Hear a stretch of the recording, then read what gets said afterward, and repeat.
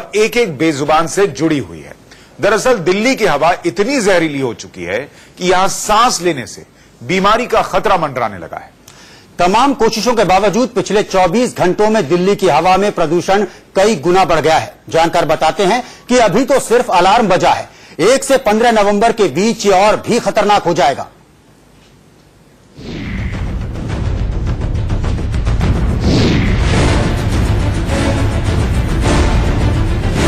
Delhi NCR में सुबह की सैर करोगे तो बीमार पड़ जाओगे, रात में चहलकदमी करोगे तो सांस फूलेगी, क्योंकि यहाँ की फिजा फेफड़े गला रही है।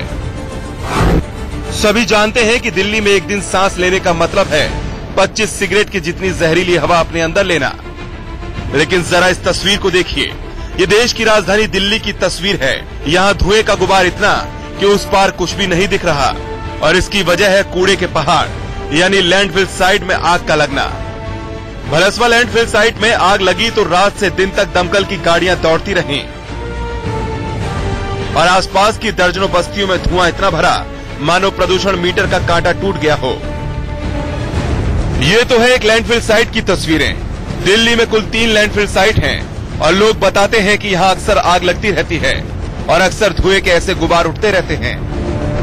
हमेशा लगती रहती है यहाँ तो कुछ मतलब इसका कुछ किया जाता है? आग लग रही है तो कुछ नहीं किया जाता है, बस मशीन से दबा देते हैं, पानी बुलाते हैं, पानी की गाड़ी वो बुझा के चले जाते हैं। दिल्ली में धधकते कूड़े का पहाड़ और पंजाब हरियाणा के खेतों में जलती पराली के चलते दिवाली से पहले दिल्ली एनसीआर में वायु प्रदूषण का स्तर रिकॉर्ड तोड़ रहा है। विश्व स्वास्थ्य संगठन यानी WHO के मुताबिक हवा में PM 2.5 का स्तर 250 से ज्यादा पहुंचना बेहद खतरनाक माना जाता है। लेकिन बुधवार को वायु गुणवत्ता सूचकांक यानी AQI 328 तक पहुंच गई, जबकि 200 से ऊपर AQI को खराब और 300 से ऊपर को बहुत खराब माना जाता है। गुरुवार को शाम 7 बजे दिल्ली का AQI 330, नोएडा का 343, गाजियाबाद का 322, गुड़गांव का 356 और फरीदाबाद का 359 था। अब जरा दिल्ली में कुछ जगहों का वायु गुणवत्ता सूचकांक जान लीजिए। दिल्ली में गुरुवार को सबसे खराब हवा नांगलोई इलाके में दर्ज की गई। यहाँ का AQI था 438 माइक्रोग्राम क्यूबिक मीटर।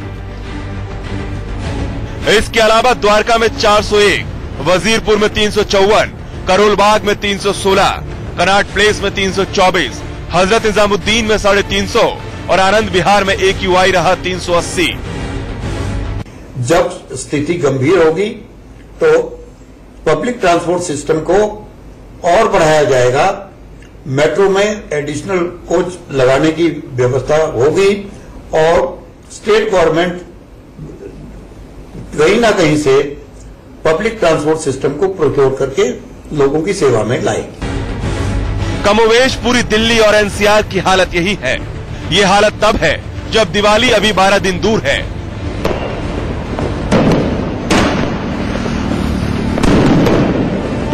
और पंजाब हरियाणा से चला पराली का प्रदूषण भी हवा के चलते यहां से सरकता जा रहा है।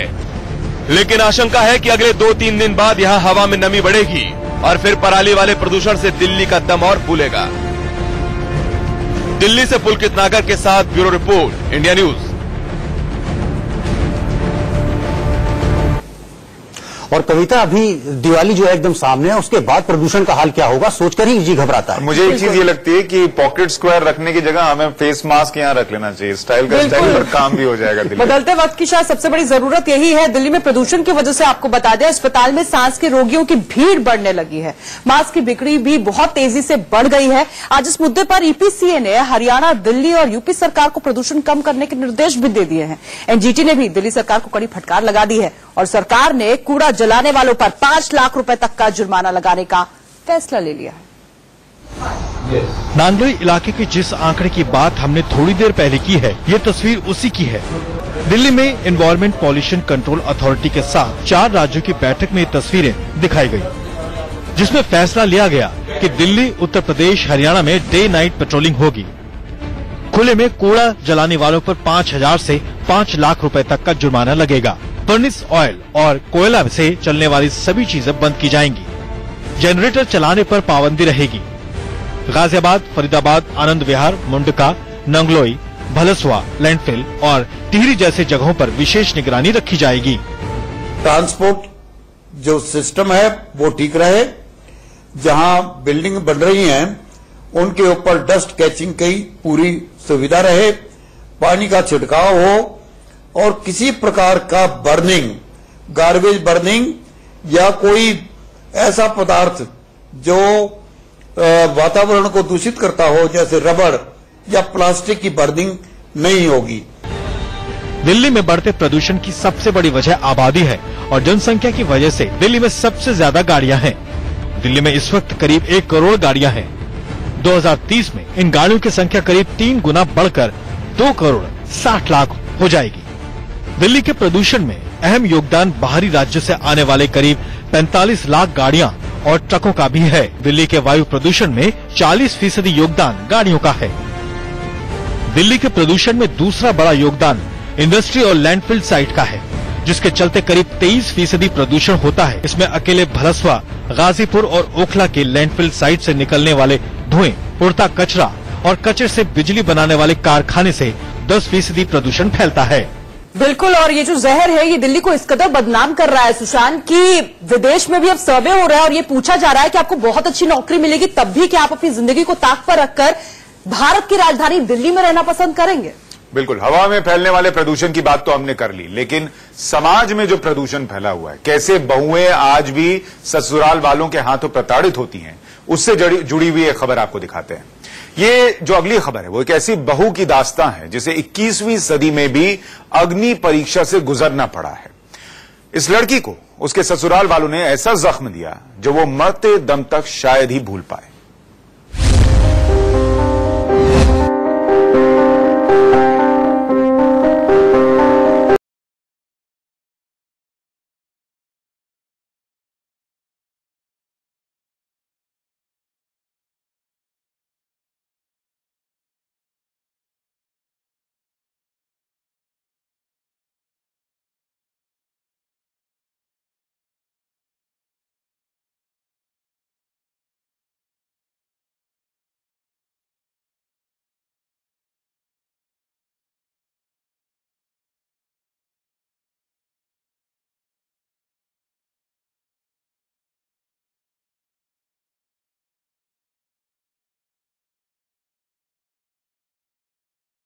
थाने की चौखट पर इंसाफ की आस में आई इस बहू ने जो कुछ कहा उसे सुनेंगे तो मन कांप जाएगा।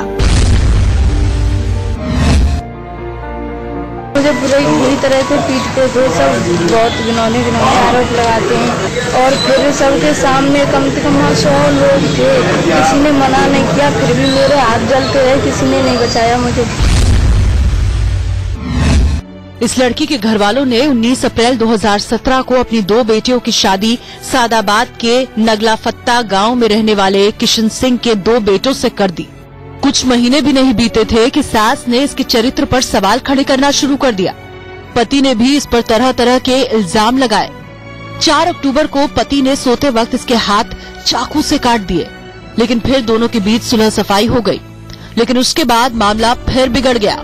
19 अक्टूबर को ससुराल वालों ने हद ही पार कर दी। जलते चूल्हे में इसके हाथ झोंककर उसे जला दिया।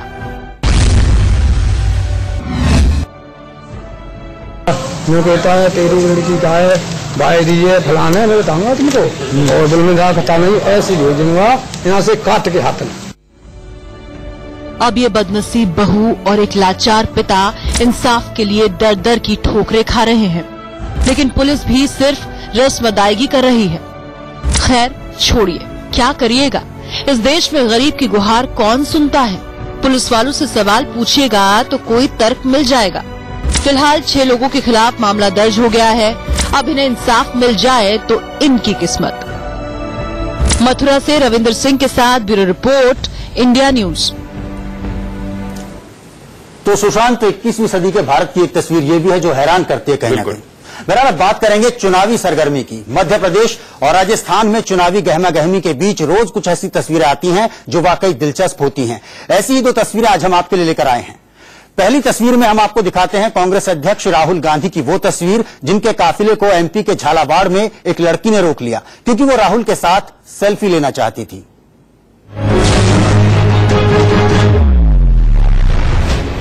झालावाड़ की सड़क पर खड़ी इस लड़की को कांग्रेस अध्यक्ष राहुल गांधी का इंतजार था।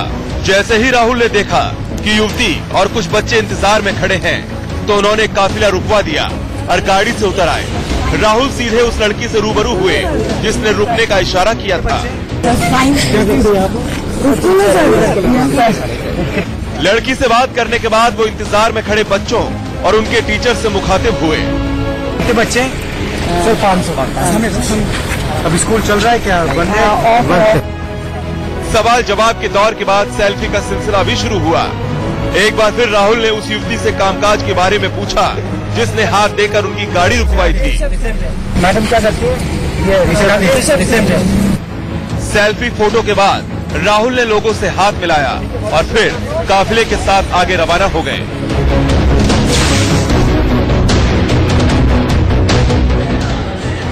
अब जरा ग्वालियर की तस्वीर भी देख लीजिए। रथ में सवार सीएम साहब, सामने लोगों का हुजूम और क्रेन में चढ़कर स्वागत करते कार्यकर्ता।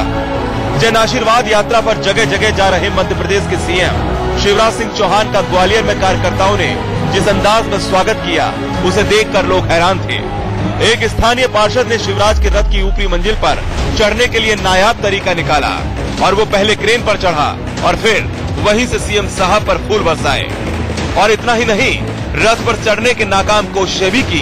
हालांकि ये तस्वीरें देखकर पुलिस वाले भी सकते में आ गए, क्योंकि सीएम शिवराज की सुरक्षा में ये बड़ी चूक थी। झालावाड़ से मनु शर्मा और ग्वालियर से सुयश शर्मा के साथ ब्यूरो रिपोर्ट, इंडिया न्यूज। चलिए, सियासत का रंग तो आपने देख लिया। बात करते हैं क्रिकेट के ढंग की, क्योंकि रूल बुक से बिल्कुल इतर होकर खेल रहे हैं विराट कोहली। वेस्टइंडीज के खिलाफ दूसरा वनडे लेकर आपको थोड़ी सही लेकिन मायूसी जरूर होगी। जी हाँ, सूरत की एक कंपनी ने दिवाली पर अपने 600 कर्मचारियों को गिफ्ट में कार दी है। ये कंपनी हर साल अपने कर्मचारियों को शानदार गिफ्ट देने के लिए जानी जाती है। कभी गिफ्ट में डायमंड ज्वेलरी दी जाती है, तो कभी मर्सिडीज जैसी कार।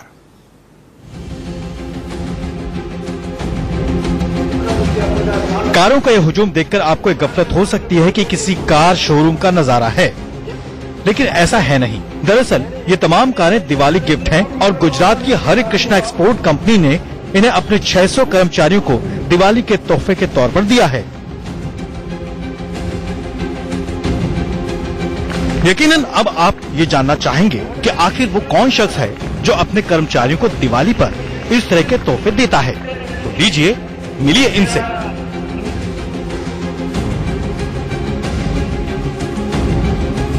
यही है सावजी ढोलकिया, हरे कृष्णा एक्सपोर्ट्स के मालिक। सावजी ढोलकिया गुजरात के सबसे बड़े हीरा एक्सपोर्टर्स में से एक है।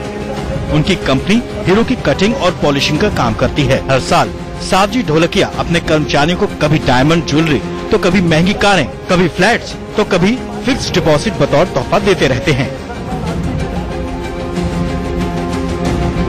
मेरा भी एक सपना था कि हमारी खुद की कार होगी, तो आज मेरे हस्बैंड ने वो मेरा सपना पूरा किया। मैं बहुत खुश हूँ। I am so happy. अभी चंद रोज पहले ही अपने 3 कर्मचारियों के काम से सावजी इतने खुश हुए कि उन्हें 3 लग्जरी मर्सिडीज कारें गिफ्ट कर दी। उनकी कंपनी में 6000 कर्मचारी काम करते हैं और सब के सब कंपनी को अपना परिवार समझते हैं। जिसकी XYZ स्किल अप थी, वो या तो घर के लिए क्वालिफायर हो गए, या तो कार के लिए हो गए, ज्वेलरी के लिए हो गए, या तो पैसा दोनों हो गए तो सिक्योरिटी सेफ्टी के लिए रखेंगे। ऐसा ये स्किल है, ये स्कीम है। हैरानी होगी आपको ये जानकर कि सावजी ढोलकिया ने सिर्फ 13 साल की उम्र में पढ़ाई छोड़ दी थी। इसके बाद अपने चाचा से उधार लेकर उन्होंने कारोबार शुरू किया और फिर पलट कर नहीं देखा। साल 2014 में उनका टर्नओवर 4 लाख करोड़ रुपए था। इनके कर्मचारी किस लगन से काम करते हैं, इसका अंदाजा इस बात से लगाइए कि साल 2014 में इनका मुनाफा साल 2013 के मुकाबले 106% बढ़ गया था। यानी दरियादिल सिर्फ मालिक ही नहीं है, इनके कर्मचारी भी काम में अपनी जान झोंक देते हैं। Bureau report, India news. तो देखा आपने, बॉस अगर बड़े दिल वाला हो तो एम्प्लॉइज की किस्मत बदल सकता है। बहरहाल अब वक्त है छोटे से ब्रेक का, और जब ब्रेक से हम वापस आएंगे तो आपको ले चलेंगे सरहद और दिखाएंगे सबसे जाबाज रिपोर्टिंग। बने रहिए हमारे साथ।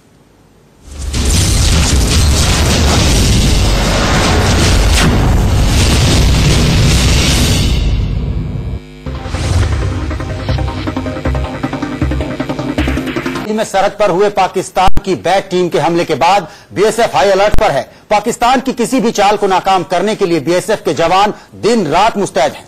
बिल्कुल, आज हम आपको सरहद के इन्हीं सुरमाओं की ऐसी तस्वीरें दिखाने जा रहे हैं जिसे देखकर आप देश के इन बहादुर जवानों पर गर्व, फख्र महसूस करेंगे। देखिए अजय जांडियाल की ये एक्सक्लूसिव रिपोर्ट।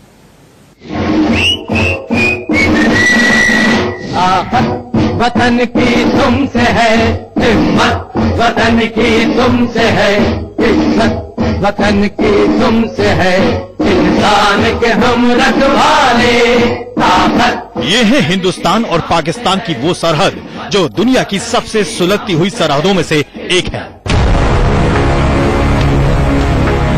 जहां मौत कभी भी किसी भी पल किसी भी तरफ से झपट सकती है। मौत यहाँ कभी पाकिस्तानी स्नाइपर्स की अनजानी गोली की शक्ल लेकर आती है तो कभी पाकिस्तानी फौज और आतंकवादियों की उस टुकड़ी की शक्ल में जिसे हम पाकिस्तान की बॉर्डर एक्शन टीम के तौर पर जानते हैं। लेकिन इन हालातों में भी सरहद की हिफाजत की जिम्मेदारी संभालते हैं हमारे बीएसएफ के वीर जवान। सरहद पार दुश्मन पाकिस्तान है, पाकिस्तान के आतंकी हैं। ऐसे में बीएसएफ के जवान कैसे देश की सरहदों पर लापरवाही बरत सकते हैं? जी हां, ऐसा बिल्कुल नहीं हो सकता।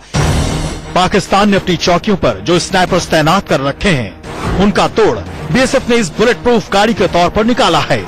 इसमें पेट्रोलिंग करने पर जान का जोखिम कम है तो दुश्मन की मौत की गारंटी। पाकिस्तान आतंकियों को अब बड़े हथियार जो है अत्याधुनिक हथियार प्रोवाइड कर रहा है। इस इनपुट के बाद सीमा पर अलर्ट घोषित कर लिया गया है। अब देखेंगे यहाँ हम बीएसएफ के इन जवानों के साथ हैं और ये जवान भी जो है इनको यहाँ पेट्रोलिंग करनी हो तो इस बुलेट प्रूफ गाड़ी में की जाती है। आप देखेंगे हाथों में हथियार लिए सीमा के दूसरी तरफ के इलाके पर ये नजर बनाए हुए हैं। यहाँ ठीक सामने जो है ये पाकिस्तान का इलाका है और तारबंदी से सटे इन इलाकों में बड़ी मुस्तैदगी से यहाँ पेट्रोलिंग की जाती है, क्योंकि इन अंदर आगे जंगल के इलाके में छुपकर आतंकी किसी भी तरह से इन जवानों को निशाना बना सकते हैं। हाल में पाकिस्तान की तरफ से बैट यानी पाकिस्तान की बॉर्डर एक्शन टीम की गुस्ताखियां भी बढ़ती जा रही हैं। बैट टीमों में पाकिस्तानी आर्मी के जवानों के साथ साथ आतंकवादी भी होते हैं और ये मौका देखकर बीएसएफ की पेट्रोलिंग टुकड़ियों पर घात लगाकर हमला करने से भी नहीं चूकते। लिहाजा फुट पेट्रोलिंग के वक्त तो बीएसएफ के ये जवान करीब करीब अपनी जान हथेली पर लेकर चलते हैं। इंडिया न्यूज के हाथ नए डॉक्यूमेंट्स लगे हैं जो दर्शाते हैं कि पाकिस्तान अब हथियार खरीद रहा है उन्हीं आतंकियों के लिए ताकि वो यहां सेना और सुरक्षा बलों को निशाना बना सके। मगर हमारे जवान किस तरह से तैयार हैं आप देखेंगे। बीएसएफ के जवान यहां पर पेट्रोलिंग कर रहे हैं, हाथों में घातक हथियार हैं और नजरें दुश्मन की तरफ ताकि किसी भी तरीके से अगर दुश्मन कोई हरकत करे तो उससे निपटा जा सके। यहाँ पर सबसे बड़ा खतरा है स्नाइपिंग का, जिसके लिए हम बीपी जैकेट, हेलमेट और अपने हथियार से कोई भी खतरा दिखाई देता है तो उसको तुरंत दूर करते हैं। Ajay Jandiyal, Jammu, India news. तो बॉर्डर पर जितनी चुनौतियां हैं उससे भी ज्यादा वहां पर खतरा है। बीएसएफ के साथ एक दिन गुजारकर हमारी टीम को समझ आया कि वाकई सरहदों पर बीएसएफ जो कर रही है वो ड्यूटी से कहीं बढ़कर है। सबसे ज्यादा हैरानी तो हमारी टीम को इस बात पर हुई कि इतने खतरे के बीच घर वालों से दूर ये जवान मुस्कुराते हुए अपना फर्ज निभाते हैं।